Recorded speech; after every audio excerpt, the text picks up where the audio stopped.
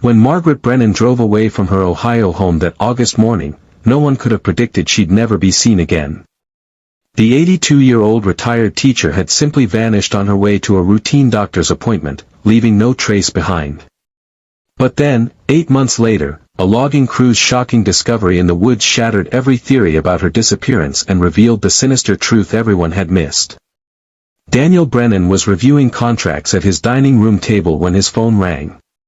The number on the display showed a blocked caller ID, which he almost ignored.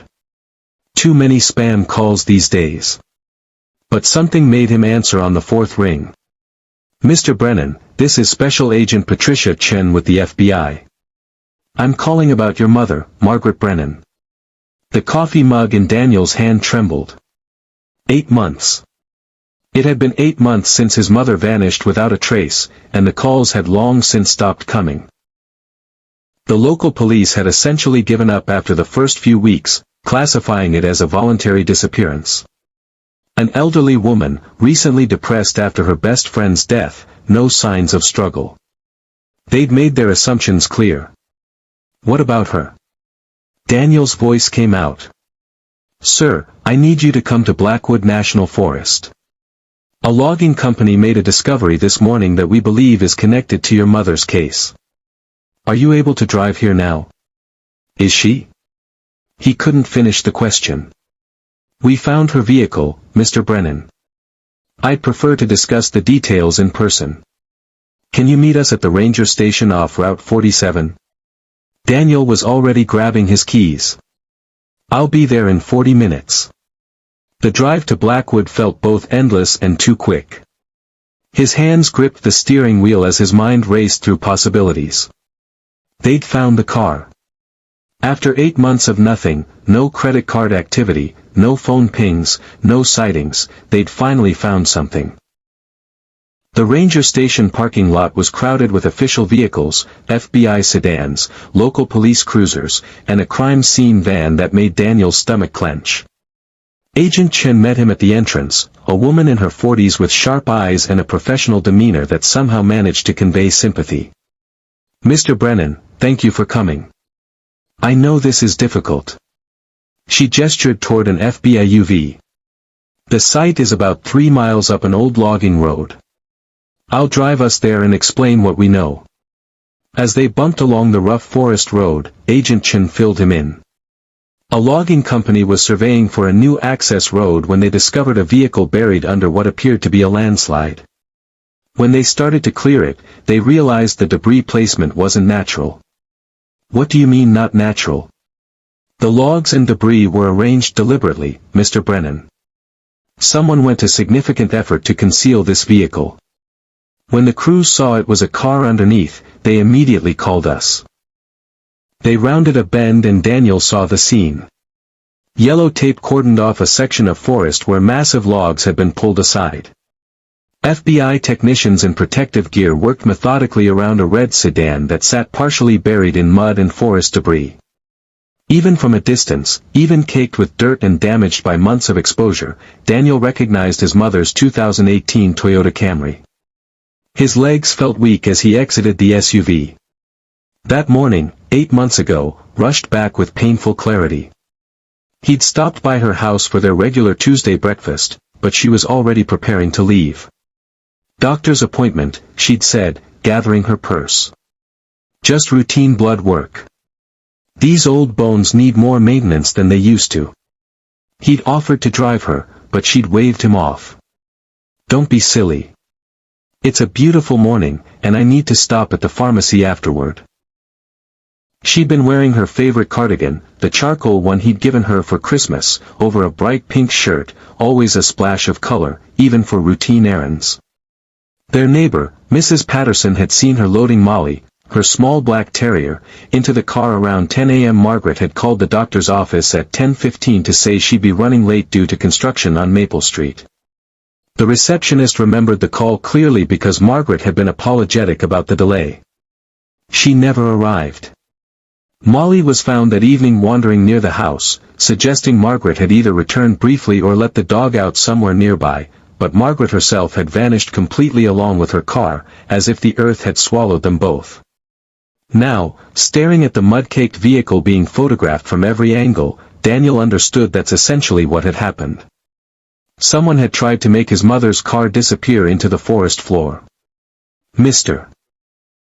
Brennan, Agent Chen said gently, leading him closer to a table where evidence bags were laid out. We've recovered several personal items from the scene. I need you to identify them if you can. The first bag contained a leather purse, water-damaged, but unmistakably his mother's. The Coach bag he and Rebecca had given her for her 80th birthday. Inside, visible through the clear plastic, was her wallet, still containing her driver's license. Margaret Brennan's face smiled back at him from the small photo, frozen in time. The second bag held jewelry, a gold watch with a stretchy band that she wore every day. Her wedding rings, she'd never stopped wearing them in the 15 years since his father's death. A small gold necklace with a pendant that read, "World's Best Grandma," though Daniel and Rebecca had never been able to give her grandchildren. This is all hers, Daniel confirmed, his voice thick. But I don't understand why here. This is 20 miles from town, nowhere near the doctor's office or any route she would have taken. Agent Chen's expression was grim. That's what we're investigating, Mr. Brennan. The concealment, the location. The deliberate nature of how the vehicle was hidden. None of this is consistent with an accident or voluntary disappearance. We're treating this as a crime scene.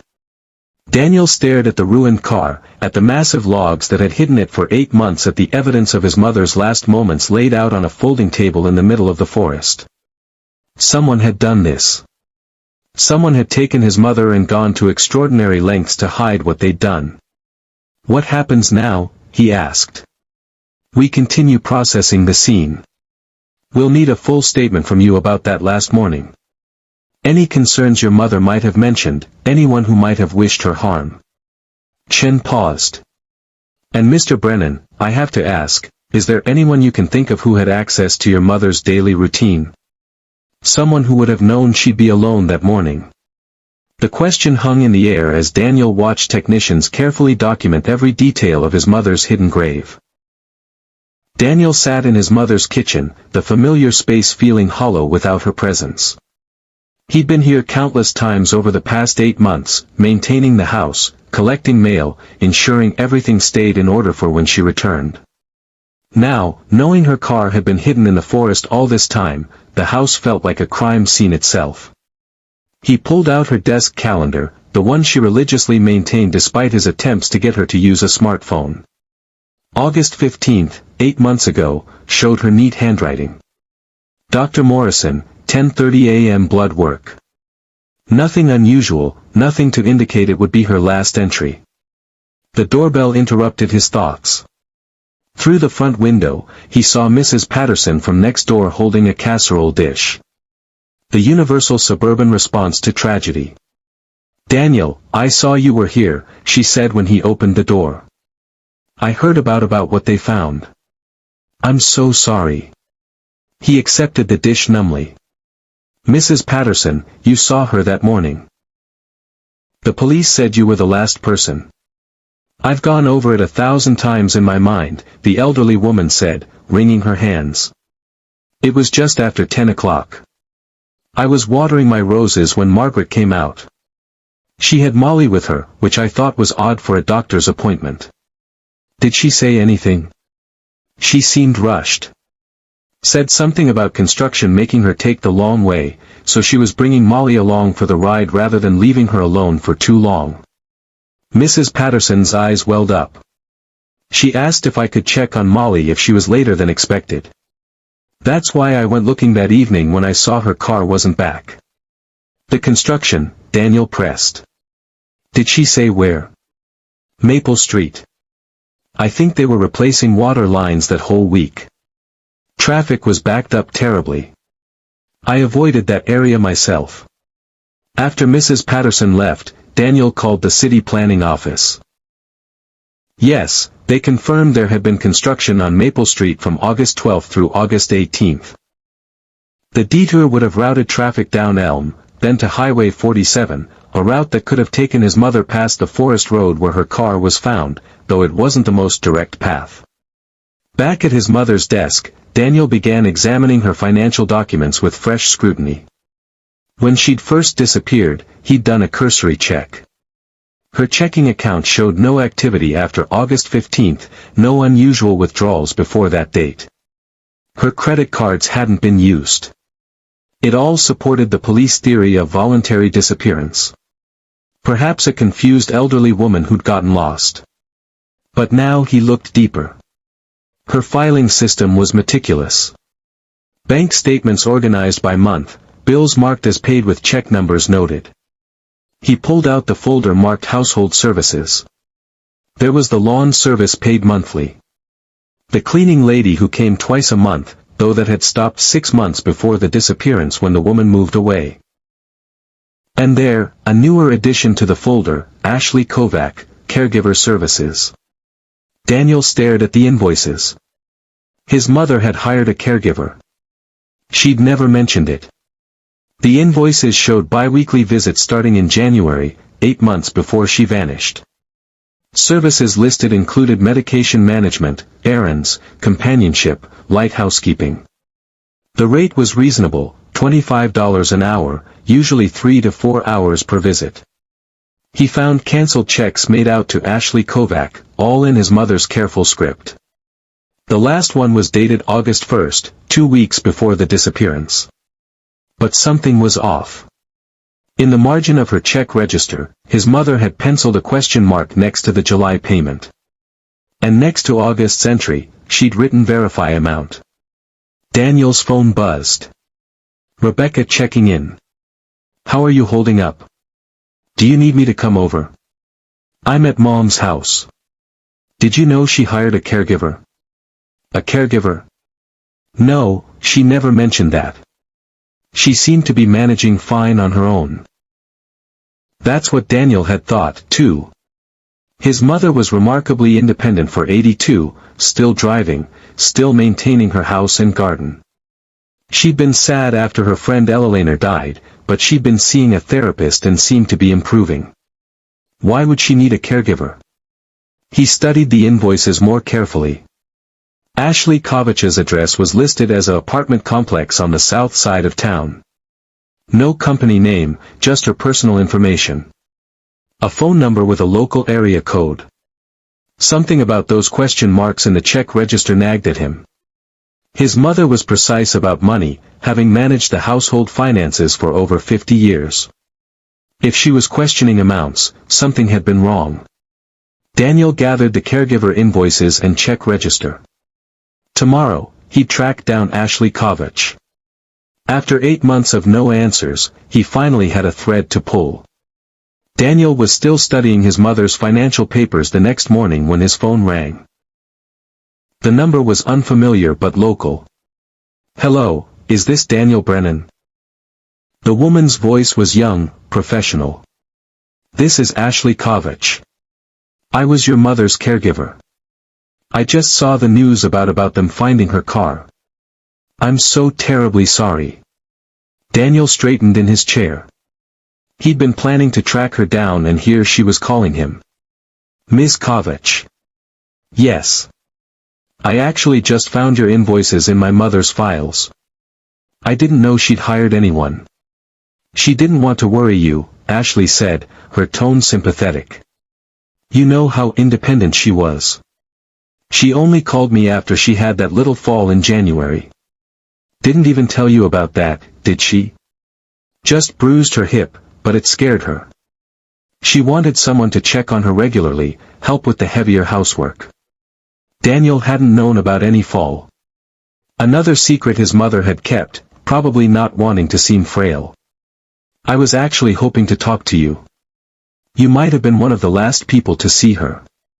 Oh, I actually hadn't seen her for about 2 weeks before she disappeared. She'd canceled our regular appointments, said she was feeling better, and wanted to try managing on her own again. Ashley paused. Listen, Mr. Brennan, I still have a few of your mother's things at my apartment. Her spare house key and some medical supplies. She asked me to pick up a blood pressure monitor, some medications from the pharmacy. I kept meaning to return them, but after she vanished, I didn't know what to do with them. You have her house key? She gave it to me for emergencies. I should have returned it sooner, but with everything that happened, would you like me to bring these things by? I could drop them off at her house if you're going to be there. Daniel glanced at the pile of financial documents spread across the dining table. Actually, that would be helpful.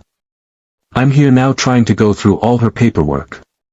It's overwhelming. I never realized how much she handled. Oh, I can imagine. Your mother kept meticulous records. I used to help her file things sometimes. Ashley's voice brightened. I could help you organize them if you'd like. I know her system pretty well. That's kind of you to offer. When could you come by? I could be there in about an hour if that works. I have the afternoon free. After ending the call, Daniel felt a mixture of relief and unease.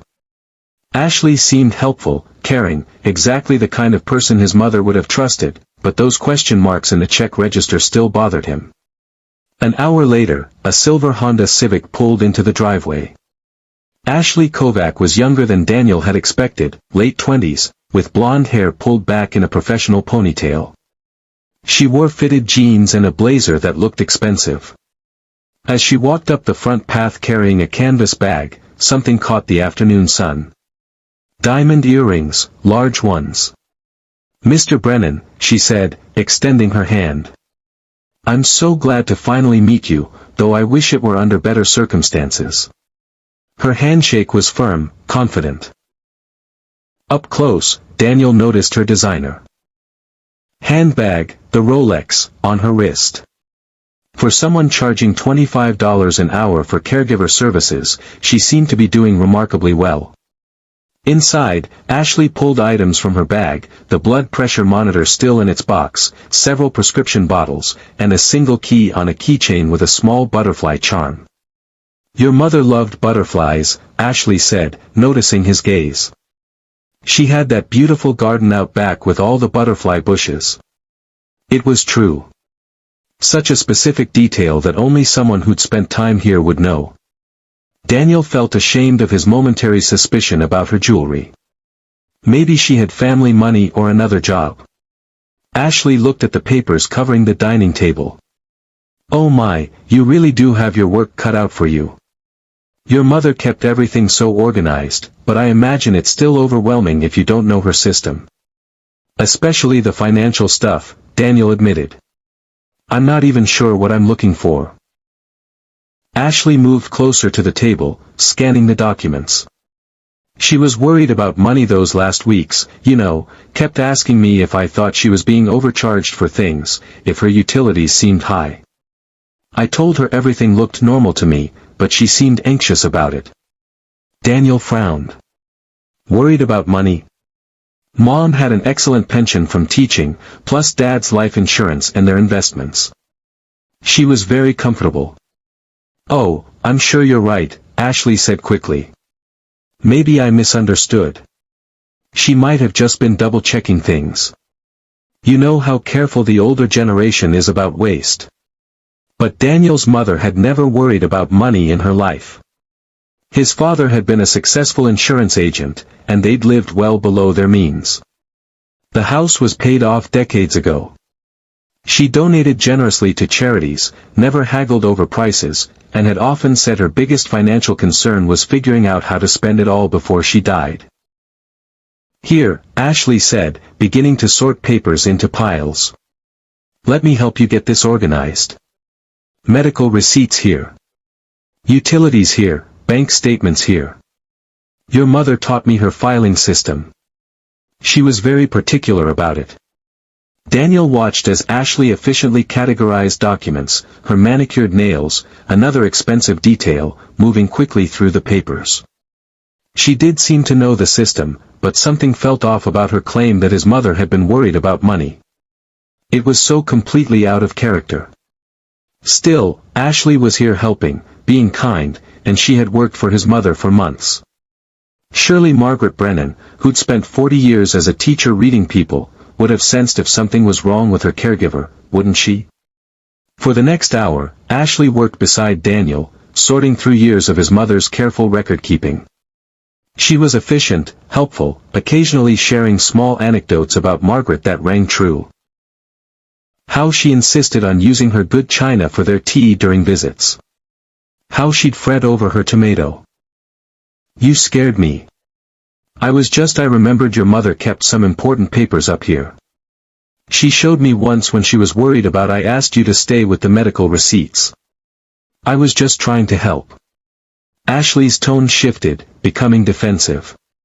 "Your mother often had me help her find important documents. I thought I could save you some time." Daniel looked at the papers in her hand.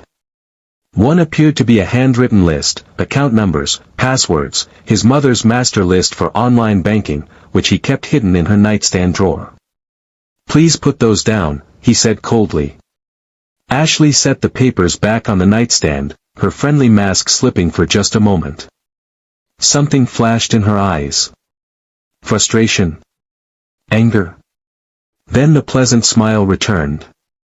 "I'm sorry, I overstepped. I was just so used to helping Margaret with everything." They returned downstairs in uncomfortable silence. Ashley gathered her things quickly.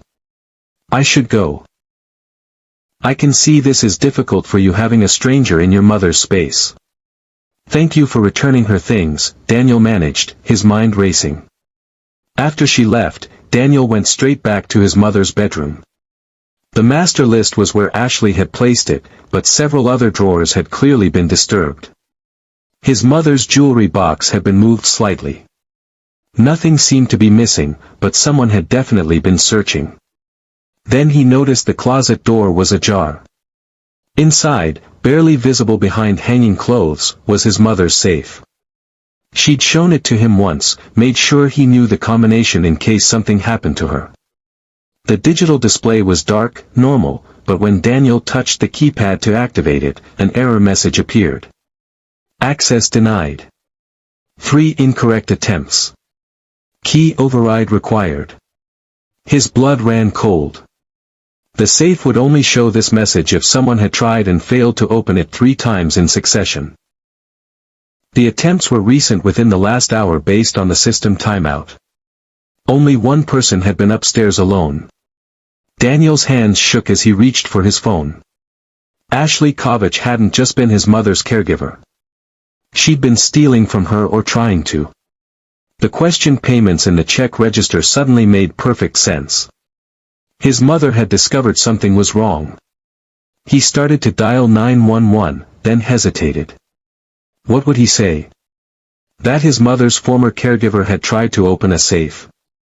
Ashley could claim his mother had asked her to access it months ago. He had no real proof of current wrongdoing, but he knew with the same certainty he'd felt when Agent Chen showed him the deliberately hidden car that Ashley Kovach was connected to his mother's disappearance. The woman who had sat in this house drinking tea with his mother, gaining her trust, had been stealing from her. And when Margaret had started questioning the payments, putting those careful marks in her check register, a sound from downstairs made Daniel freeze. A splintering crack, then the back door. He heard the distinctive creak of those old hinges. He'd locked it after Ashley left. He was certain. Moving as quietly as possible, Daniel crept to the top of the stairs. He could hear movement in the kitchen, drawers being opened. Not the careful sounds of someone trying to be stealthy, but quick, urgent searching. His phone was in his hand. He should call the police, but the sounds were moving closer to the staircase, and if he spoke, whoever was down there would hear him. Daniel looked around desperately for something to defend himself with. His mother's brass reading lamp, heavy, substantial. He gripped it like a club and started down the stairs, trying to remember which steps creaked. The sounds from the kitchen had stopped. Either the intruder had found what they were looking for, or they'd heard him. Daniel reached the bottom of the stairs and peered around the corner. The kitchen appeared empty, but the back door stood wide open, afternoon sunlight streaming in. Several drawers were pulled out, papers scattered on the floor. As he stepped into the kitchen, lamp raised, a shadow fell across the doorway. A man stood there, tall, muscular, late 20s or early 30s. He wore work clothes splattered with what looked like concrete, and his expression was coldly purposeful.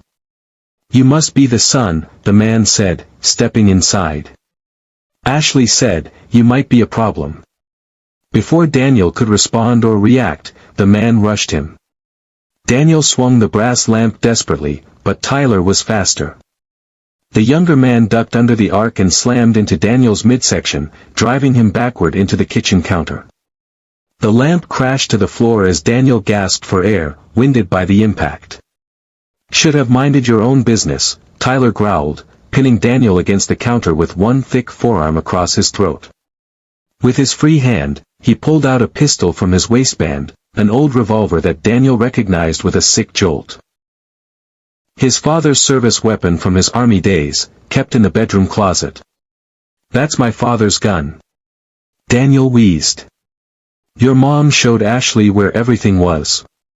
Tyler pressed the barrel against Daniel's ribs. "Trusting old lady.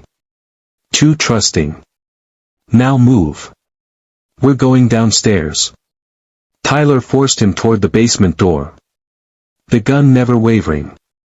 Daniel's mind raced. This man knew Ashley knew about the gun had clearly been in the house before. The pieces were falling into place in the worst possible way.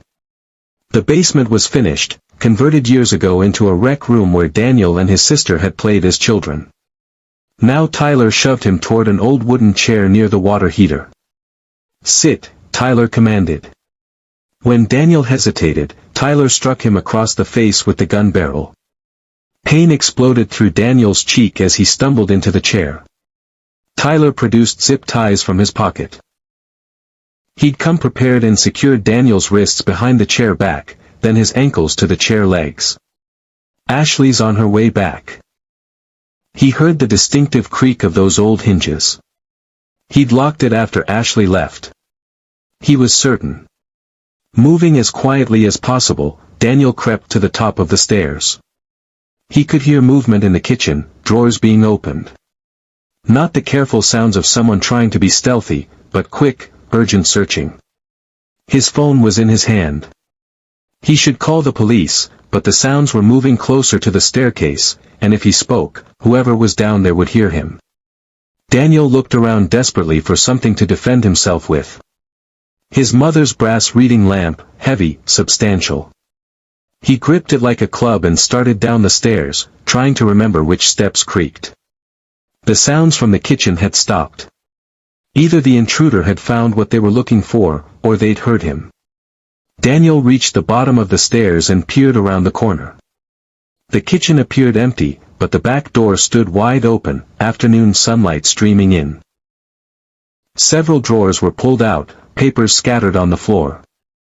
As he stepped into the kitchen, lamp raised, a shadow fell across the doorway. A man stood there, tall, muscular, late 20s or early 30s. He wore work clothes splattered with what looked like concrete, and his expression was coldly purposeful. "You must be the son," the man said, stepping inside. Ashley said, "You might be a problem." Before Daniel could respond or react, the man rushed him. Daniel swung the brass lamp desperately, but Tyler was faster. The younger man ducked under the arc and slammed into Daniel's midsection, driving him backward into the kitchen counter. The lamp crashed to the floor as Daniel gasped for air, winded by the impact. "Should have minded your own business," Tyler growled, pinning Daniel against the counter with one thick forearm across his throat. With his free hand, he pulled out a pistol from his waistband, an old revolver that Daniel recognized with a sick jolt. His father's service weapon from his army days, kept in the bedroom closet. "That's my father's gun." Daniel wheezed. "Your mom showed Ashley where everything was." Tyler pressed the barrel against Daniel's ribs. "Trusting old lady. Too trusting. Now move. We're going downstairs." Tyler forced him toward the basement door. The gun never wavering. Daniel's mind raced. This man Ashley knew about the gun had clearly been in the house before. The pieces were falling into place in the worst possible way. The basement was finished, converted years ago into a rec room where Daniel and his sister had played as children. Now Tyler shoved him toward an old wooden chair near the water heater. "Sit," Tyler commanded. When Daniel hesitated, Tyler struck him across the face with the gun barrel. Pain exploded through Daniel's cheek as he stumbled into the chair. Tyler produced zip ties from his pocket. He'd come prepared and secured Daniel's wrists behind the chair back, then his ankles to the chair legs. "Ashley's on her way back." Blur with rage.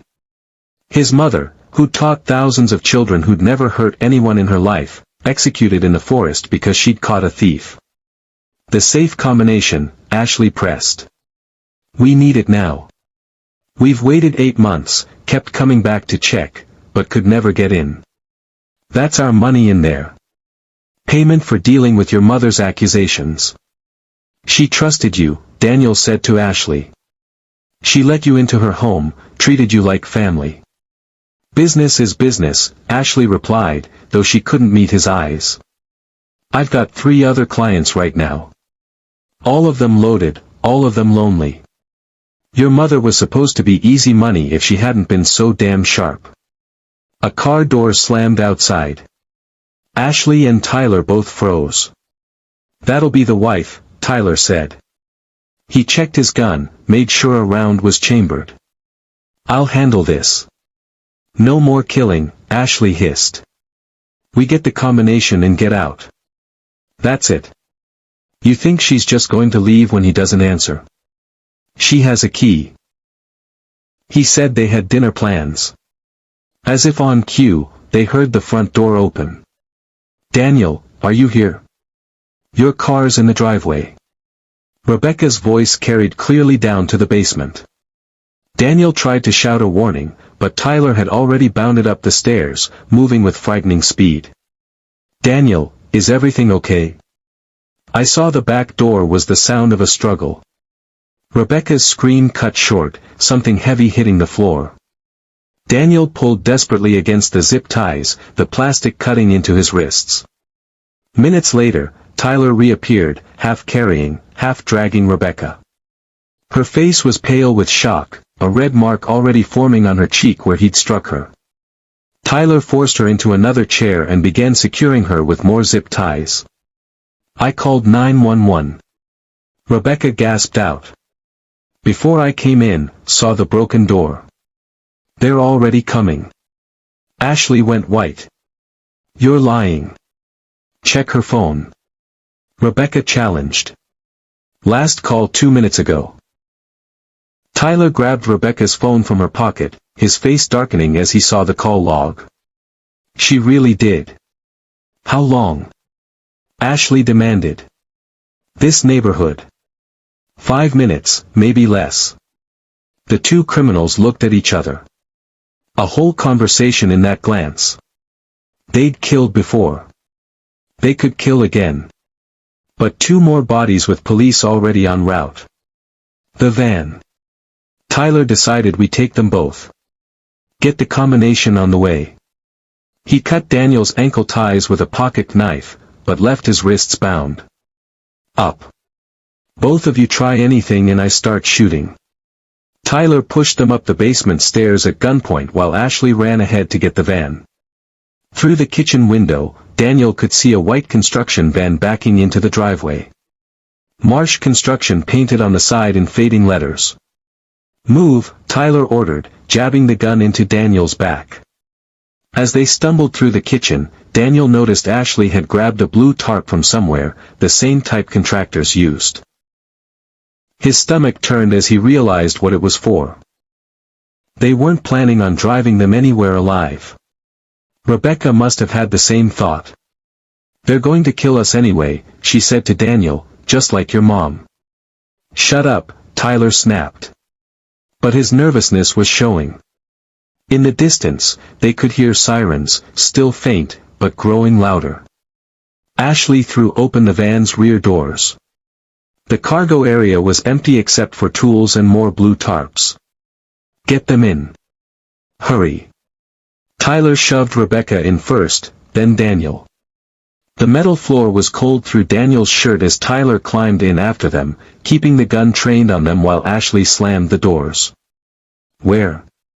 Ashley called from the driver's seat. The same place, Tyler replied. Miller's mine.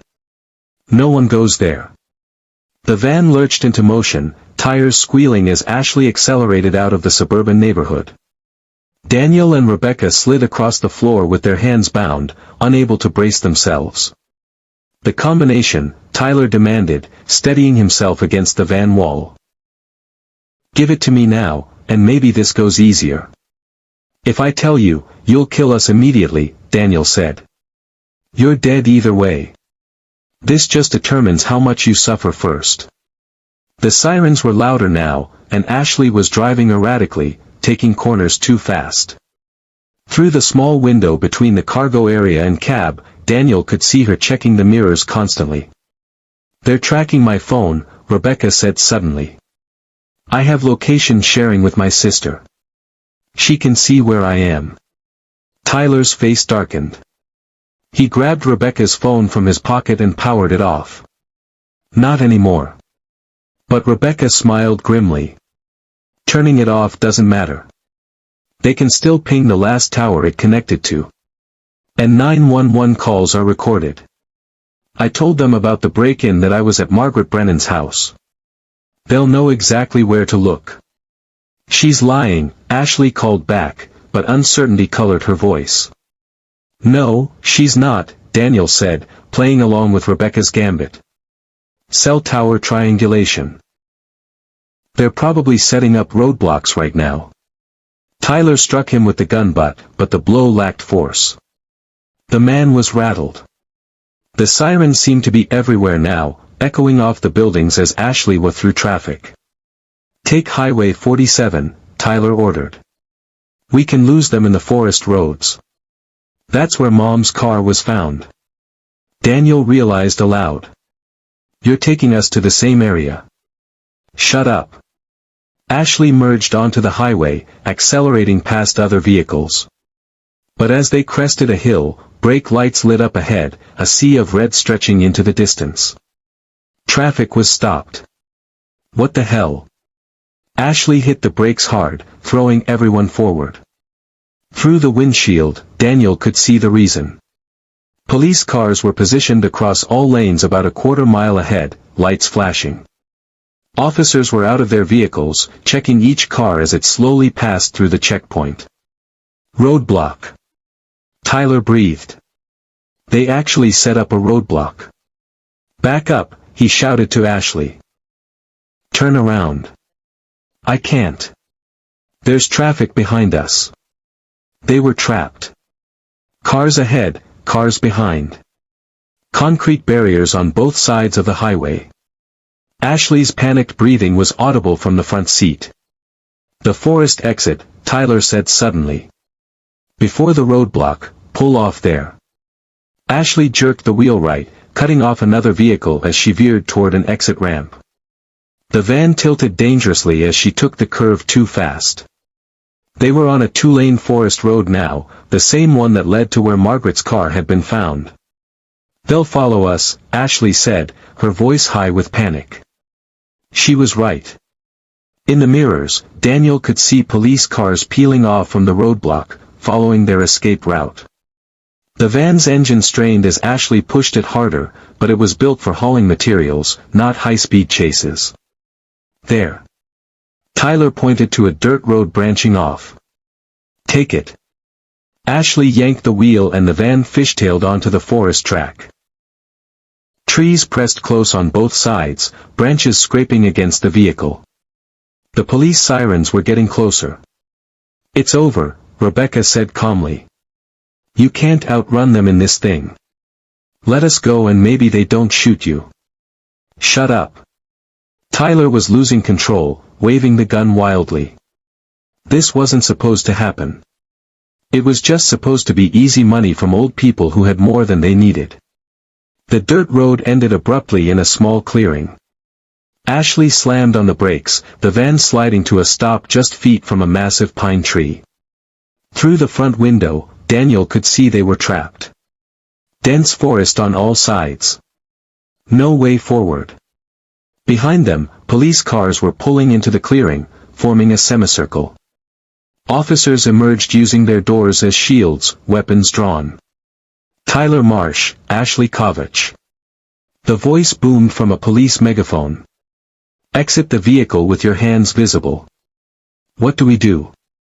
Ashley was crying now, mascara running down her cheeks. Tyler, what do we do? Tyler looked at the gun in his hand, then at Daniel and Rebecca, finally at Ashley. For a moment, Daniel thought he might start shooting, go down fighting rather than face justice for Margaret's murder. Then more police cars arrived. FBI vehicles, a SWAT van, the clearing filled with law enforcement, all focused on one battered construction van. It's done, Tyler said quietly, defeat in his voice. He set the gun on the van floor. We're done. Exit the vehicle now, the megaphone commanded, hands where we can see them. Ashley opened her door first, hands shaking as she raised them. Officers moved in immediately, pulling her to the ground. Tyler followed, tossing the gun out before emerging with hands high. As soon as the criminals were secured, officers rushed to the van's rear doors. Daniel had never been so relieved to see uniformed police in his life. They cut the zip ties, helped him and Rebecca out into the fading daylight. Are you hurt? An EMT was there immediately, checking them over. We're okay. Turn around. I can't. There's traffic behind us. They were trapped. Cars ahead, cars behind. Concrete barriers on both sides of the highway. Ashley's panicked breathing was audible from the front seat. The forest exit, Tyler said suddenly. Before the roadblock, pull off there. Ashley jerked the wheel right, cutting off another vehicle as she veered toward an exit ramp. The van tilted dangerously as she took the curve too fast. They were on a two-lane forest road now, the same one that led to where Margaret's car had been found. They'll follow us, Ashley said, her voice high with panic. She was right. In the mirrors, Daniel could see police cars peeling off from the roadblock, following their escape route. The van's engine strained as Ashley pushed it harder, but it was built for hauling materials, not high-speed chases. There. Tyler pointed to a dirt road branching off. Take it. Ashley yanked the wheel and the van fishtailed onto the forest track. Trees pressed close on both sides, branches scraping against the vehicle. The police sirens were getting closer. It's over, Rebecca said calmly. You can't outrun them in this thing. Let us go and maybe they don't shoot you. Shut up. Tyler was losing control, waving the gun wildly. This wasn't supposed to happen. It was just supposed to be easy money from old people who had more than they needed. The dirt road ended abruptly in a small clearing. Ashley slammed on the brakes, the van sliding to a stop just feet from a massive pine tree. Through the front window, Daniel could see they were trapped.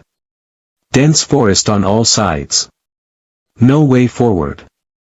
Behind them, police cars were pulling into the clearing, forming a semicircle. Officers emerged using their doors as shields, weapons drawn. Tyler Marsh, Ashley Kovach. The voice boomed from a police megaphone. Exit the vehicle with your hands visible. What do we do? Ashley was crying now, mascara running down her cheeks. Tyler, what do we do? Tyler looked at the gun in his hand, then at Daniel and Rebecca, finally at Ashley. For a moment, Daniel thought he might start shooting, go down fighting rather than face justice for Margaret's murder. Then more police cars arrived. FBI vehicles, a SWAT van, the clearing filled with law enforcement, all focused on one battered construction van. It's done, Tyler said quietly, defeat in his voice. He set the gun on the van floor. We're done. Exit the vehicle now, the megaphone commanded, hands where we can see them. Ashley opened her door first, hands shaking as she raised them. Officers moved in immediately, pulling her to the ground. Tyler followed, tossing the gun out before emerging with hands high. As soon as the criminals were secured, officers rushed to the van's rear doors. Daniel had never been so relieved to see uniformed police in his life. They cut the zip ties, helped him and Rebecca out into the fading daylight. "Are you hurt?" An EMT was there immediately, checking them over. "We're okay." To intercept her on the detour route. "How did you know which way she'd go?" Ashley had been her caregiver for over a year. Knew all her habits, her routes. The construction on Maple meant she'd take Elm to Highway 47. "I waited at the intersection with Foster Road, followed her when she passed." Agent Chen leaned forward. "Then what?" "I flashed my lights, honked. She recognized me. I'd been to the house before, fixed some stuff, told her Ashley had fallen at her house, was hurt, needed help. She followed me to a pull out on the forest road." Daniel closed his eyes, imagining his trusting mother following this man, worried about the young woman she tried to help. "Soon as she got out of the car, I showed her the gun, made her get in my van, drove to the mine, while Ashley followed in Margaret's car." "She must have been terrified," Rodriguez said. Something flickered across Tyler's face. Guilt maybe, or just annoyance at the memory. "She kept saying she just wanted the stealing to stop, that she wouldn't press charges if Ashley returned the money. Even then, trying to be nice about it. But you killed her anyway. Couldn't let her go. She'd seen too much, knew too much. Ashley had stolen almost $40,000 by then from her and the other old people. We were planning to run. Had it all set up. Fake IDs, tickets to Thailand, the works. Where are these documents?" Chen asked. "Storage unit on Riverside Drive, Unit 47. Ashley has the key." In the observation room, Daniel heard another detective radio the information to a search team. Within minutes, they'd have the evidence. "The other victims," Rodriguez pressed. "Mrs. Chen, Mr. Walters, Mrs. DeFranco." "How much total?" "Over 2 years, maybe 400,000. Ashley was smart about it. Little bits here and there. Forged checks, skimmed cash, sold jewelry they'd never miss. These old people, they trusted her completely. She'd help them pay bills, organize finances. Easy to take extra. Until Margaret Brennan noticed. Tyler nodded. That woman was sharp. Started matching her bank statements against receipts. Found checks she didn't remember writing. Ashley tried to gaslight her, make her think she was getting confused, but Margaret wasn't buying it. The door opened and another agent entered, whispering to Chen. She nodded and turned back to Tyler. The storage unit team just called. They found the fake passports, plane tickets dated for 2 weeks from now, and approximately $200,000 in cash. Also found Margaret Brennan's checkbook and credit cards he'd been holding on to. Tyler's lawyer whispered urgently in his ear again, but Tyler waved him off. Look, I'm done lying. Yes, we killed her. Yes, we were robbing old people. Yes, we were going to run. Ashley can cry and blame me all she wants, but she was the mastermind. I just did the dirty work. One more thing, Chen said. Why keep targeting elderly clients after Margaret's murder? Why not run immediately? Needed more money. Thailand's expensive if you want to disappear properly. And Ashley said no one suspected us. Margaret's disappearance looked voluntary. The cops weren't investigating the thefts. We figured we had time. A knock on the interrogation room door interrupted. Another agent leaned in. We've got teams at the mine. Cadaver dogs are alerting at the main shaft. Daniel turned away from the window, unable to watch anymore. His mother was in a mine shaft, had been there for 8 months while he'd hoped and prayed and searched. All because she'd noticed someone stealing from her, and had the courage to confront them. "You okay?" Rebecca asked softly. "They'll bring her home," Daniel said, his voice thick. "We can finally have a proper funeral. She deserves that." Through the glass, Tyler was signing his confession, page after page, detailing the theft ring, the murder, the cover-up. Ashley's confession in the next room would match it. Both criminals eager to blame the other for the worst parts. But Daniel knew the truth now. His mother had died because she'd trusted the wrong person. Because she'd opened her home to someone who saw her only as a mark. The teacher who had shaped thousands of young lives had been betrayed by greed, killed for money she would have freely given to anyone truly in need. At least now she could rest properly. And Ashley Kovach and Tyler Marsh would spend the rest of their lives in prison, paying for those 8 months of agony they'd caused an entire family. Agent Chen emerged from the interrogation room, approaching Daniel with compassion in her eyes. "We'll have recovery teams at the mine within the hour. I promise you, Mr. Brennan, we'll bring your mother home with all the dignity and respect she deserves." Daniel nodded, unable to speak.